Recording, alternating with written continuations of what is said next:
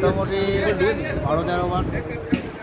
মানে আগের অভিজ্ঞতা আর বর্তমানে যে নির্বাচন কমিশন বলছে যে নিরাপত্তা কতটা পার্থক্য আছে? দেখুন এর আগে যা কিছু অপ্রত্যাশিত ঘটনা ঘটেছে আমার জীবনের সঙ্গে কিছু ঘটেনি এক।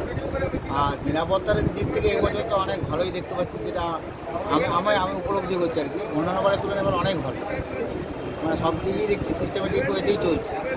এবং আপনাদের সুবিধা অসুবিধা কত? একদম এবার সুবিধা অসুবিধা তো অন্যান্য বারের তুলনায় অনেক ভালো, অনেক বেশি।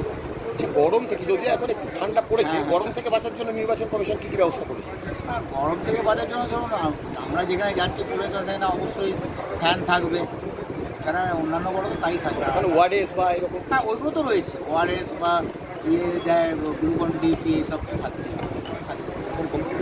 হ্যাঁ, আমাদের মোটামুটি মেটেরিয়াল তোলা কমপ্লিট।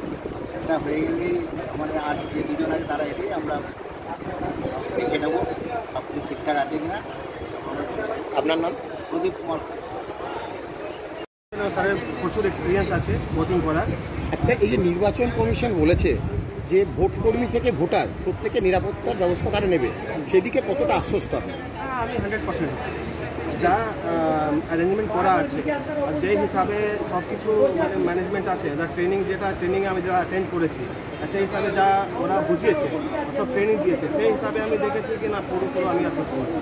আপনাদের সুবিধার জন্য কি কি ব্যবস্থা করেছে? আমাদের সুবিধার জন্য ওখানে সব কিছু আছে। আগে থেকেই বলা আছে যে মিড ডে মিল করে ওখানে স্কুলে ওনাকে বলা হয়ে যায় কি মানে ঠিক রান্না ফান্না করার জন্য কোনো অসুবিধা হবে না। আপনি ওনাকে বলে দেবেন আপনার 3 সময় আপনার যা রান্না হবে সব ওরা অ্যারেঞ্জমেন্ট করে দেবে, ঠিক আছে। বাকি যা নেসেসারি অ্যারেঞ্জমেন্ট আছে সব ওরা করে। মানে আগে অনেক কষ্ট হতো কিন্তু এখন খুব ভালো হয়। এখন কি আপনাদের কমপ্লিট হয়ে? হ্যাঁ, আমাদের আমাদের ভোটিং যা আছে, ইভিএম আছে, সবগুলো আছে, আমরা ম্যাটেরিয়াল নিয়ে নিয়েছি। আমার পার্টি আসলে আর বাস আছে, বাসের আমার পুরো বাসের অ্যারেঞ্জমেন্ট আছে, নম্বর সব দেওয়া আছে।